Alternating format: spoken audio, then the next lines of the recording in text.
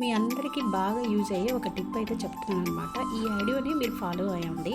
మేము ఇల్లు కట్టేటప్పుడు వాటర్ పైపులు ఉంటాయి కదా! అవి మిగిలిపోయినాయి అనమాట. వాటితోటి మా తమ్ముడు ఇలా ఓన్‌గా ప్రయోగించాడనమాట. చాలా బాగా చేశాడు ఇదైతే. నేను అక్కడి నుంచి వచ్చేసరికి ఇలా బాగా సర్ప్రైజ్ చేశాడనమాట. చాలా బాగా చేశాడు. పైపుని కట్ చేసుకొని ఇలా ముక్కలుగా అంతా రౌండ్‌గా చేసేసి మేకులు కొట్టాడనమాట.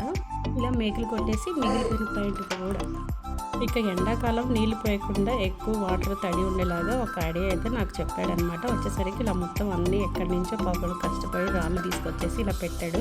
నేను ఇంకా ఏమో డెకరేషన్ పెట్టాడేమో అనుకున్నా, కానీ డెకరేషన్కి అయితే కాదంట. మనం పోసిన వాటర్ అన్నీ ఎండకి పీల్చుకోకుండా ఆ రాళ్ళు వల్ల కొంచెం తడి నిమ్మగా ఉంటుందని చెప్పేసి ఇలా చేశాడంట. సో మొత్తానికైతే నాకు చాలా బాగా నచ్చింది.